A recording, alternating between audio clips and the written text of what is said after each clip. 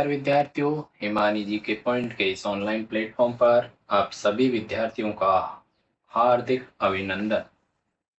जैसा आप सभी जानते हैं कि हम एनसीईआरटी सीरीज का अध्ययन कर रहे हैं, उसी क्रम में कक्षा 6 क्लास 6 एसएसटी का हम अध्ययन कर रहे हैं और आज हम अध्याय 3 के बारे में कुछ पढ़ेंगे। तो शुरू करते हैं। स्थल रूप एवं जीवन। अध्याय 3 का नाम है स्थल रूप एवं जीवन। देखिए, अथर्ववेद में भूमि सूक्त पृथ्वी के लिए क्या कहता है? मनुष्यों के भार से मुक्त अनेक प्रकार की ऊंचाइयों, ढलानों तथा विशाल समतल भूमि से युक्त अनेक प्रकार की शक्तियों से उत्पन्न पेड़ पौधों को आधार प्रदान करती हुई हम सभी के लिए विस्तार को प्राप्त हो तथा अपनी संपन्नता को प्रदर्शित करे। पृथ्वी मेरी माता है तथा मैं उसकी संतान। दोस्तों, अथर्ववेद में पृथ्वी को माता कहा गया और पृथ्वी पर जितने भी प्राणी हैं उनको, जो मनुष्य हैं, उनको संतान कहा गया। क्या कहा गया? पृथ्वी की संतान कहा गया। दोस्तों, इससे ये पता चलता है कि हमारी पृथ्वी का हमारे जीवन में कितना महत्व है। कुछ आगे बढ़ते हैं तब और हमें क्लियर होगा। देखिए, ये आप जो खूबसूरत सा चित्र देख रहे हैं, इसमें स्थल रूप और उसके बारे में हम देख पा रहे हैं। तो कुछ प्रश्न दिए हुए हैं, देखिए, महत्वपूर्ण प्रश्न। पहला दिया है, स्थल रूपों के प्रमुख प्रकार कौन कौन से हैं और जीवन तथा संस्कृति के लिए इनका क्या महत्व है। दूसरा, प्रत्येक स्थल रूप के साथ संबंधित जीवन की क्या चुनौतियां और अवसर हैं, इसके बारे में हमें अध्ययन करना है। तो आगे बढ़ते हैं। देखिए, ये है परिचय। परिचय में देखिए, अन्य स्तनधारी जीवों के समान मानव भी पृथ्वी पर निवास करता है। जैसा कि आपने देखा है, भूमि के अनेक रूप और विशेषताएं हैं। एक क्षेत्र से दूसरे क्षेत्र में इसका स्वरूप बहुत परिवर्तित हो जाता है। क्या हो जाता है? स्वरूप बदल जाता है। मान लीजिए कि आप झारखंड के छोटा नागपुर क्षेत्र से सड़क द्वारा यात्रा कर रहे हैं और उत्तर प्रदेश के प्रयागराज पहुंचते हैं और फिर उत्तराखंड में अल्मोड़ा तक यात्रा करते हैं। इस रास्ते में आप अलग अलग दृश्य भूमि, उसको इंग्लिश में बोलते हैं दोस्तों, दृश्य भूमि को लैंडस्केप, दृश्य भूमि को देखते हैं। वास्तव में आपको 3 प्रकार के स्थल रूप या लैंडफॉर्म्स दिखाई देंगे, जिनके बारे में हम आगे अध्ययन करेंगे। आइए पता लगाएं। गतिविधि देखिए, कक्षा की गतिविधि के रूप में 4-5 विद्यार्थियों के समूह बनाइए और विद्यालय के आसपास के क्षेत्रों का अवलोकन कीजिए। आपको किस प्रकार की दृश्य भूमि दिखाई देती है? क्या कुछ किलोमीटर की दूरी पर दृश्य भूमि में कोई परिवर्तन दिखाई देता है? क्या लगभग 50 किलोमीटर के भीतर परिदृश्य में बदलाव होगा? अन्य समूह द्वारा दी गई जानकारी के साथ इनकी तुलना कीजिए। तो ये अवश्य रूप से बदलाव देखने को मिलता है। आगे देखिए, इन्हीं समूहों के साथ भारत के किसी भी ऐसे क्षेत्र की यात्रा के बारे में चर्चा कीजिए जहां वे जा चुके हैं। उन क्षेत्रों में दिखाई देने वाली विभिन्न प्रकार की दृश्य भूमियों की सूची बनाएं। अन्य समूह द्वारा की गई जानकारी के साथ उनकी तुलना करें। तो कुछ न कुछ अवश्य हमको सीखने को मिलता है। आगे बढ़ते हैं।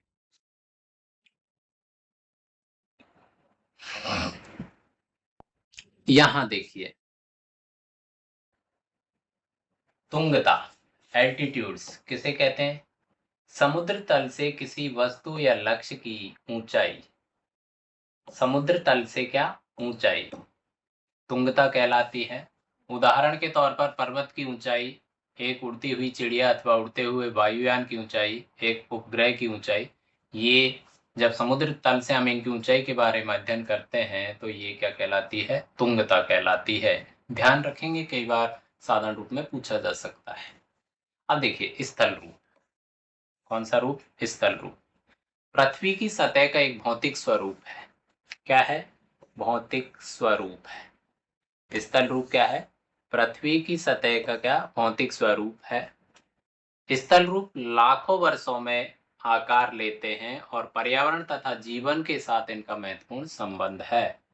इन्हें व्यापक रूप से 3 श्रेणियों में बांटकर पढ़ा जाता है। देखिए दोस्तों, ये आपको विशेषतः ध्यान रखना है कि 3 श्रेणी कौन कौन सी है। एक है पर्वत, दूसरा है पठार और तीसरा है मैदान। स्थल रूपों की जो 3 श्रेणियां हैं उसमें पर्वत, पठार और मैदान आता है।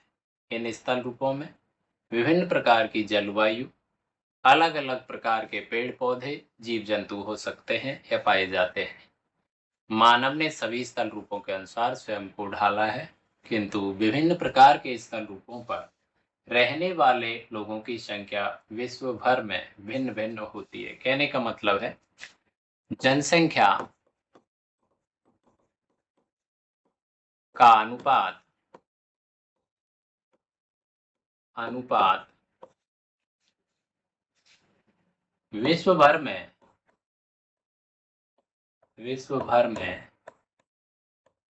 भिन्न भिन्न या अलग अलग होता है। भिन्न भिन्न होता है। तो जनसंख्या अनुपात कहीं अधिक तो कहीं कम। अब आगे बढ़ते हैं। देखिए यहाँ आप देखेंगे पर्वत वे स्थल रूप होते हैं जो आसपास की भूमि से कुछ अधिक ऊंचे होते हैं। इन्हें चौड़े आधार, खड़ी ढलान और संकरे शिखर या चोटियों के रूप में पहचाना जाता है। कुछ पर्वत अपनी अधिक ऊंचाई के कारण हिम से ढके होते हैं। ग्रीष्म ऋतु में कम तुंगता या एल्टीट्यूड्स पर हिम पिघल जाती है और जल में बदलने के बाद नदियों में पानी के रूप में प्रवाहित होती है। आगे बढ़िए।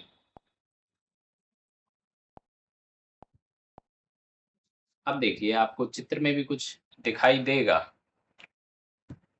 देखिए, इस चित्र को देखने पर, गौर से देखने पर पता चलता है कि ये जो आप भाग देख रहे हैं, ये सारे भाग क्या है? ये पर्वत की चोटियां और उच्च भाग हैं और ये एक पर्वत है। यहाँ पर ये मैदानी भाग है तलहटी में, उसके तलहटी में तो यहाँ पर इंसान रह रहे हैं, इधर भी तलहटी में इंसान रह रहे हैं। तो ये जो आप देख रहे हैं ये क्या है? एक नदी प्रवाहित हो रही है। क्या हो रही है? नदी प्रवाहित हो रही है। यहाँ पर आप नोट करिए, ये क्या है? ये आपको दिखाई दे रहा है वो बर्फीला भाग दिखाई दे रहा है। इधर भी ये क्या है? बर्फ है। तो इसके पीछे आपने एक शब्द अभी देखा कि ऊंचाई के साथ क्या होता है कि बर्फ जमती है ना? तो देखिए इसका हम देखें कि तापमान ऊंचाई के साथ क्या होता है? कम होता जाता है। कम होता जाता है। ये हम अच्छे से जानते हैं और नहीं जानते तो आप जान लीजिए। कितना कम होता है दोस्तों? एक फॉर एग्जाम्पल देखिए कि 1 किलोमीटर या 1000 मीटर पर कम होगा। कितना कम होगा? 6.5 डिग्री सेंटीग्रेड। इतना क्या हो जाएगा? कम हो जाएगा, है ना? अगर मीटर में देखें तो प्रति 165 मीटर पर 1 डिग्री सेंटीग्रेड तापमान क्या होगा? तापमान कम होगा, कम होता है। तो ये आप ध्यान रखेंगे कि ऊंचाई के साथ इसलिए बर्फ जम जाती है क्योंकि जैसे जैसे हम ऊंचाई की ओर बढ़ते जाते हैं तापमान में कमी आती जाती है। गर्मियों में ये बर्फ पिघल जाती है, सर्दियों में जम जाती है, ये हम सभी जानते हैं। अब देखिए आगे। यहाँ पे लिखा भी है कि बहुत अधिक ऊंचाइयों या तुंगता पर हिम कभी नहीं पिघलती है और ये पर्वत स्थायी रूप से हिम से ढके होते हैं।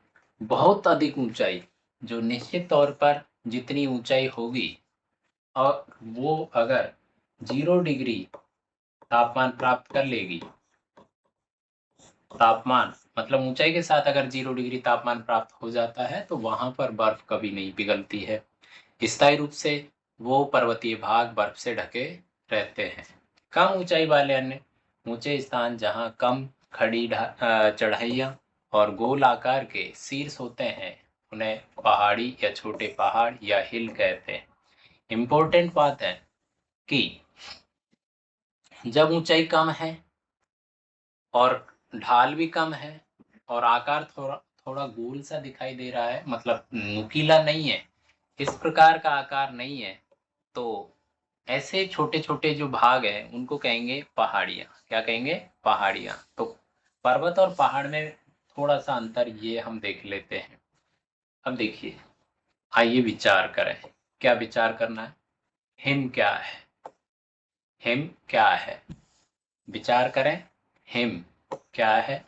यदि आप हिमालयी क्षेत्र जैसे कश्मीर, लद्दाख, हिमाचल प्रदेश, उत्तराखंड, सिक्किम, अरुणाचल प्रदेश में नहीं रहते हैं तो संभव है कि आपने हिम नहीं देखी होगी। शेष भारत में अधिकांश वर्षण वर्षा ओले के रूप में ही होता है। वर्षण मतलब वर्षा और ओले के रूप में होता है। बहुत ऊंचे स्थानों पर यदि काफी ठंडक है तो वहां हिम गिरेगी और वहां पर हिम का एक नर्म और सुंदर आवरण बन जाएगा। हिम और ओले का गिरना वास्तव में जल का ठोस रूप में गिरना ही होता है। यहाँ देखिए, वायुमंडल से भूमि पर किसी भी रूप में जल का गिरना वर्षा कहलाता है। चाहे वो हिमपात हो सकता है, ओले हो सकता है, और ये सारे वर्षा, हिमपात, ओले ये किस में शामिल होते हैं? वर्षण में शामिल होते हैं। किस में शामिल होते हैं? वर्षण में शामिल होते हैं। आगे देखिए, आप चित्र के माध्यम से देखने का प्रयास करें कि इस चित्र में क्या दिखाया गया है। देखिए दोस्तों, चित्र में दिखाया गया है ऊंची ऊंची चोटियों को। ये माउंट एवरेस्ट, विश्व की सबसे ऊंची चोटी। माउंट एकांकागुआ, ये भी एक ऊंची चोटी है जो महाद्वीपीय स्तर पर ऊंची चोटियां हैं। माउंट किलिमिंजारो, अफ्रीका की ऊंची चोटी। माउंट ब्लांक, ये भी एक ऊंची चोटी है। और अब देखिए,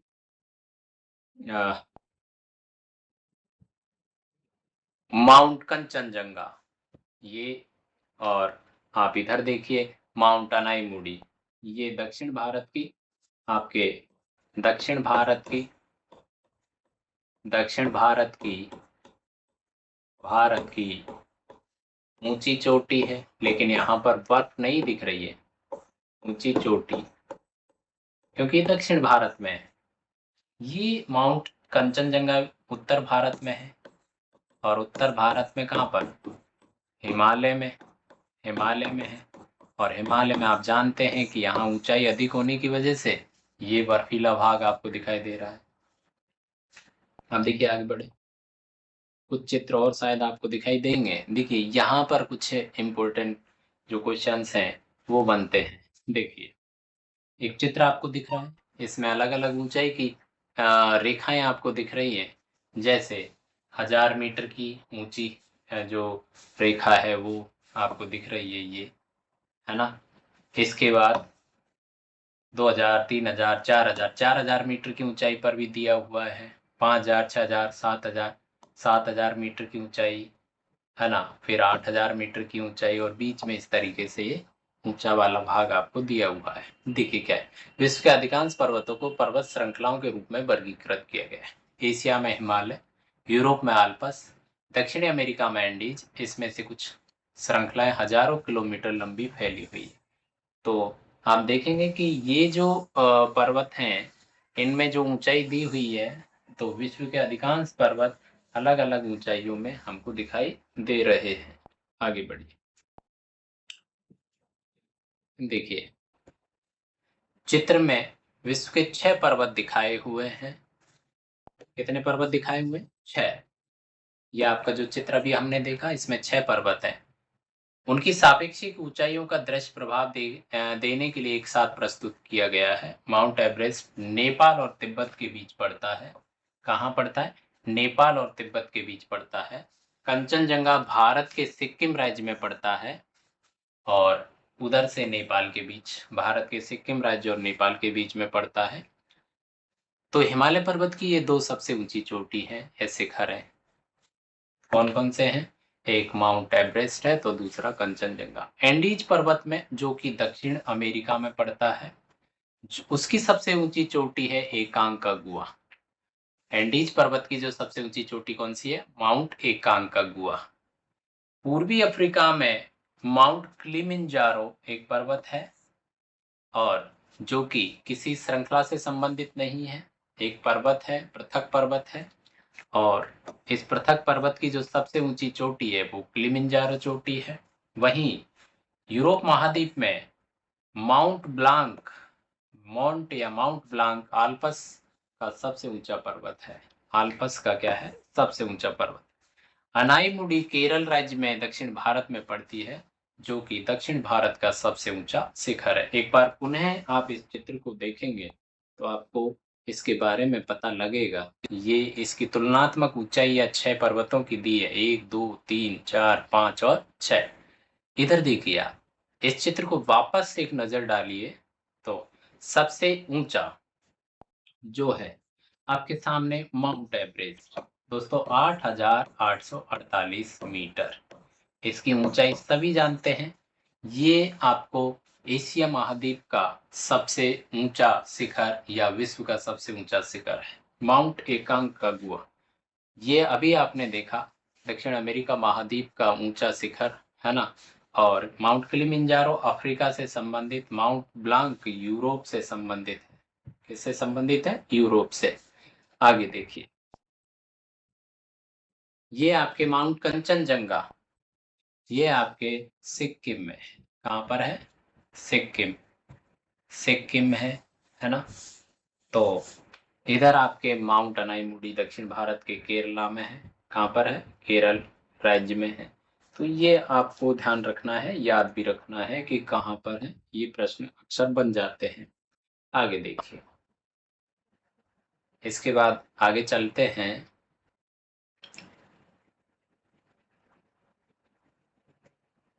यहाँ देखिए,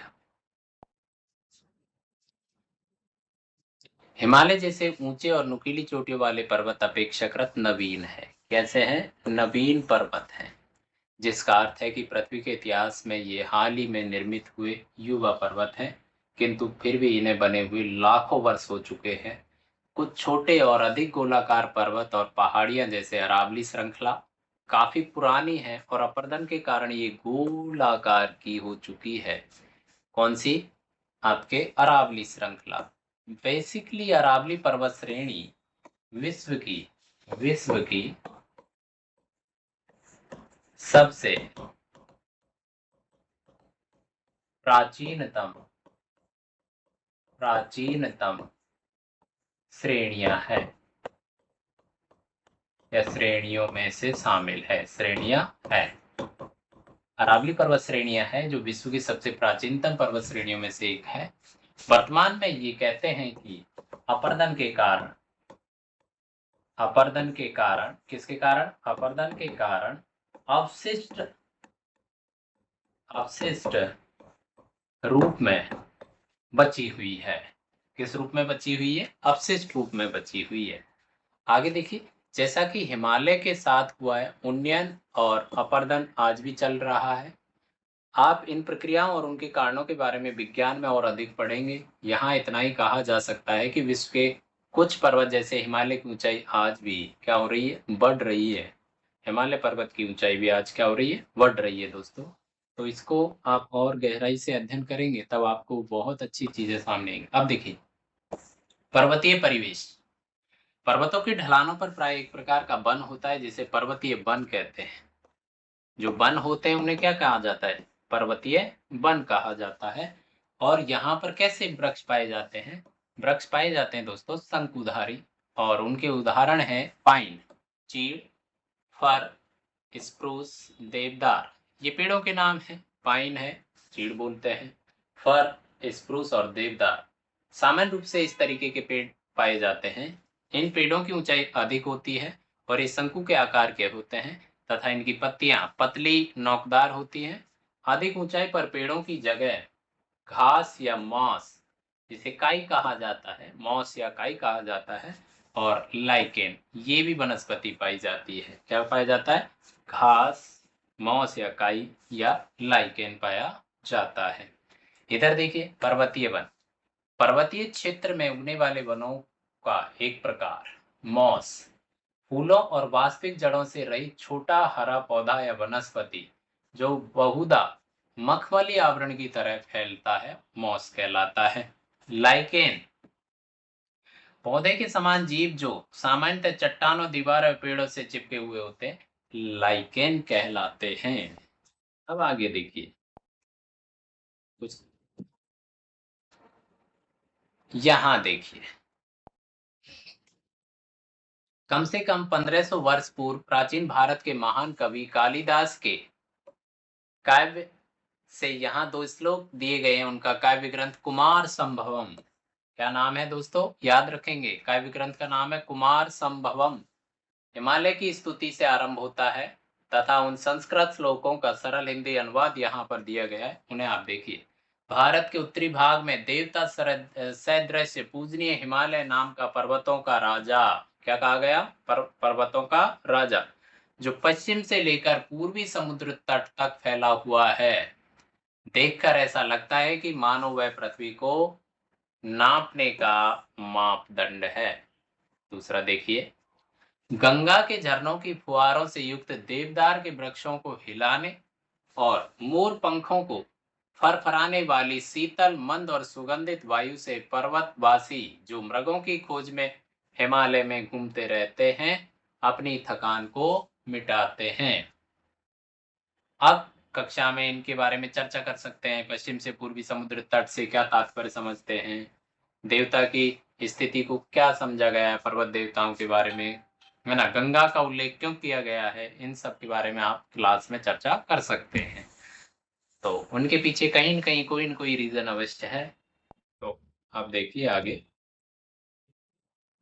कुछ चित्र आपके सामने आएंगे जो बहुत ही मनमोहक है। देखिए आपके इधर पेरेग्रिन फॉल्कन, पेरेग्रिन फॉल्कन, हिमालयी तहर, हिमालयी तहर, गोल्डन ईगल, कैनेडियन लिंक्स, है ना, पहाड़ी खरगोश, और आगे देखें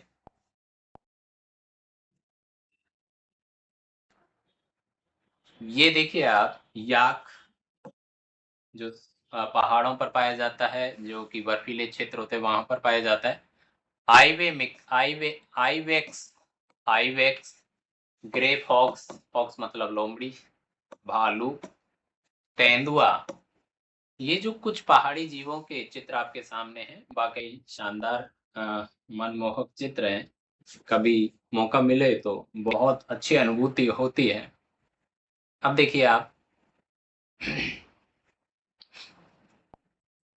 पर्वतों में घने वन, बहती नदियां, झीलें, घास के मैदान और कंदराएं अनेक प्रकार के जीवों को आश्रय प्रदान करते हैं, जैसे कि गोल्डन ईगल, सुनहरा गरुड़, पेरेग्रिन फाल्कन, घुमंतू बाज, कैनेडियन लिंक्स, हिम तेंदुआ, आइवेक्स जंगली भेड़, हिमालयन तहर, पर्वतीय खरगोश, याक, ग्रे फॉक्स, भालू और बहुत से अन्य प्राणी। अभी आपको चित्र में भी सबके बारे में बताया गया था, है ना? ये मिलते हैं। अब देखिए ध्यान देने वाली बात कौन सी है? हिमालय से निकलने वाली भारतीय नदियों में से गंगा विशालतम है। अंग्रेजी भाषा में इसे गैंगेज कहा जाता है। क्या कहा जाता है? गैंगेज।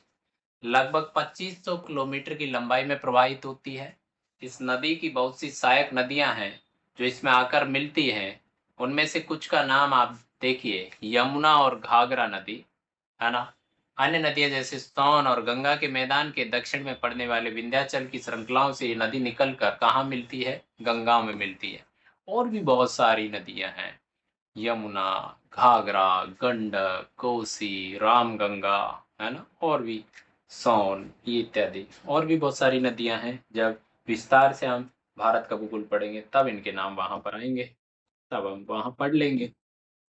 अब देखिए ये चित्र, देखिए कितना प्यारा है। उत्तरी भारत में सीढ़ीदार खेती, उत्तरी भारत में सीढ़ीदार वेदिका कृषि, इस तरीके से स्ट्रिप्स बनाई हुई होती हैं और इस पर खेती करते हैं, क्योंकि ढाली भाग जो होते हैं, ढलान जो होते हैं, उनमें इस प्रकार की सीढ़ियां बनाना आवश्यक होता है, क्योंकि कटाव से मिट्टी नीचे दर नीचे पहुंचती है, तो एक ढाल से दूसरे ढाल पर रुक जाती है, तीसरे ढाल पर रुक जाती है, इस तरीके से खेती की जा सकती है। तो आगे देखिए,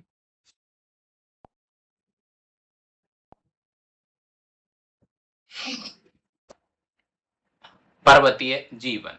देखिए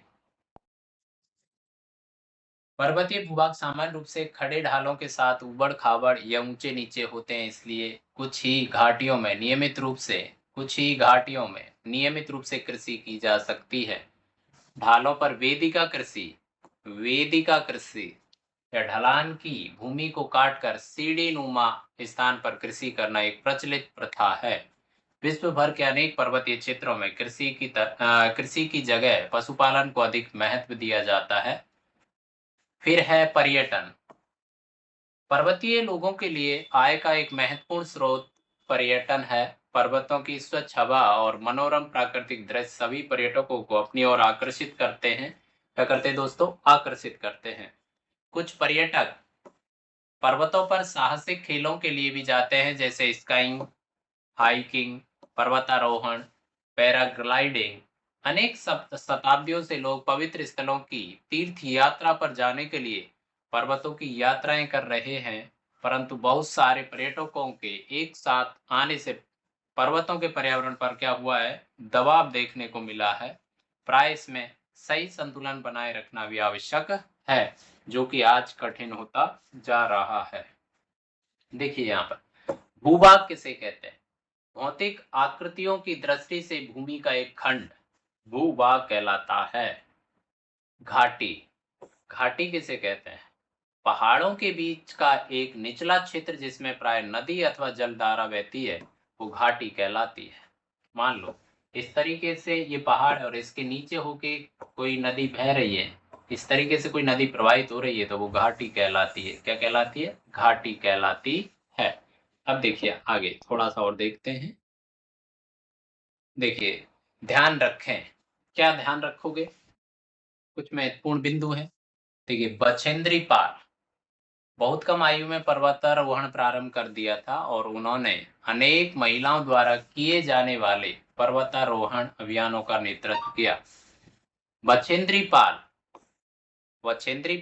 1984 में माउंट एवरेस्ट पर चढ़ने वाली प्रथम भारतीय महिला थी। इस उपलब्धि के लिए उन्हें पद्मश्री से नवाजा गया। 1984 में उन्हें पद्मश्री दिया गया। फिर उन्हें 2019 में पद्म भूषण से भी सम्मानित किया गया। भारत के ये बड़े और महत्वपूर्ण अवार्ड्स हैं, जो बहुत बड़े अवार्ड्सों में शामिल हैं। कह सकते हैं सबसे बड़े अवार्ड्स हैं। पद्म श्री, पद्म भूषण, पद्म विभूषण, ये 3 भारत के सबसे बड़े अवार्ड्स हैं। अब देखिए दूसरा नाम है अरुणिमा सिन्हा। 31 वर्ष की आयु में एक दुर्घटना में अपना एक पैर गंवा चुकी थी। बछेंद्री पाल के प्रोत्साहन एवं प्रशिक्षण से 2013 में इन्होंने माउंट एवरेस्ट को क्या किया? फतेह किया। इसके बाद उन्होंने सभी महाद्वीपों की सबसे ऊंची चोटियों पर भी चढ़ाई की।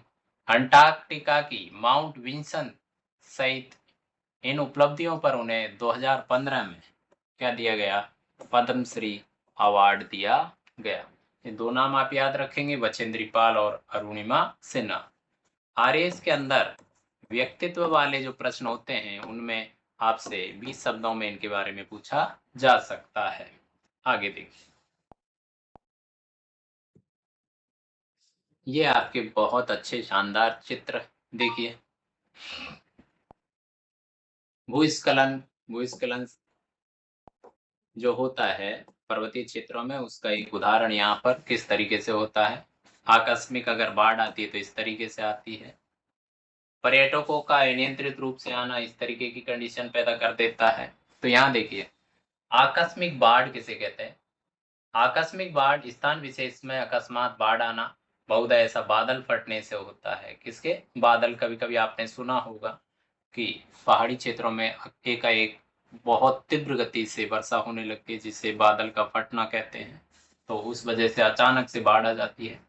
भूस्खलन, पर्वतीय भूखंड के एक बड़े भाग या एक चट्टान का अकस्मात टूटकर गिरना भूस्खलन कहलाता है। बहुत बड़े स्तर पर एक पर्वत का टुकड़ा टूटकर आगे खिसक जाता है तो उसे क्या कहते हैं? भूस्खलन कहते हैं। अब देखिए, एवालांस या हिमधाव, पर्वत से अकस्मात हिम का गिरना, हिमपात अथवा चट्टाने टूटकर गिरना। ऐसा प्राय तब होता है जब हिम का पिघलना आरंभ होता है। तो एक बड़ी मात्रा में अगर बर्फ आगे बढ़ रही है तो एवालांस का रूप धारण करती है। किसका रूप धारण कर लेती है? एवालांस का रूप धारण कर लेती है। अब देखिए, ये एवालांस, ये भारी हिमपात, ये ठंडा मौसम और ये बादल का फटना, ये चित्रों में दिया हुआ है। अब यहाँ देखिए, बादल फटना क्या होता है? अचानक प्रचंड तूफान सहित वर्षा का होना बादल फटना कहलाता है। आगे देखें, यहाँ देखिए, ध्यान रखें, विश्व भर के अनेक पारंपरिक समुदाय पर्वतों को पवित्र स्थल मानते हैं और उनकी पूजा अर्चना करते हैं। माउंट एवरेस्ट विश्व का सबसे ऊंचा पर्वत है। 8,848 या 49 मीटर इसकी ऊंचाई है और इसके अनेक नाम है। तिब्बतीय लोग इसे चोमोलुंगबा कहते हैं। चोमोलुंगबा कहते हैं। तिब्बत में क्या कहा जाता है? चोमोलुंग। एक यहाँ जो ऊंचाई दी है दोस्तों, इसको विशेषतः ध्यान रखना। 8,848 अधिकांश किताबों में लिखी है और कक्षा 6 की एनसीईआरटी में 8,849 मीटर लिखा है। तो अगर ये ऑप्शन में आता है 8,849 मीटर और 8,848 दोनों अगर आ जाते हैं तो ये प्रश्न डिलीट होगा। क्या होगा? डिलीट होगा। लेकिन अगर दोनों में से एक ऑप्शन में है तो दोनों में से आप उत्तर देंगे, है ना? नेपाल निवासी इसे सागर माथा कहते हैं। नेपाल में क्या कहते हैं? सागर माथा, जिसका अर्थ होता है आकाश की देवी। आकाश की देवी। तिब्बत में कैलाश पर्वत है, जिसे हिंदू दर्शन, बौद्ध मत, जैन मत और बौद्ध तिब्बत का एक प्राचीन धर्म। इसको याद रखेंगे दोस्तों, यहां से प्रश्न बन सकता है। यहां से प्रश्न क्या हो सकता है? बन सकता है। कौन सा? बौन क्या है? तो तिब्बत का एक प्राचीन धर्म है बौन, के अनुयायी पवित्र मानते हैं। पर्वत शिखरों के लिए इतनी श्रद्धा भावना भारत के साथ साथ विश्व के अन्य भागों में कहीं नहीं देखी जाती है दोस्तों। तो दोस्तों, 3 श्रेणियों में आज हमने पर्वत का अध्ययन किया। आज के लिए हम इतना ही अध्ययन करेंगे। अगले वीडियो में फिर मिलते हैं आपसे और तब तक के लिए पढ़ते रहिए, मस्त रहिए, आबाद रहिए। जय हिंद, जय भारत, जय जय राजस्थान। धन्यवाद।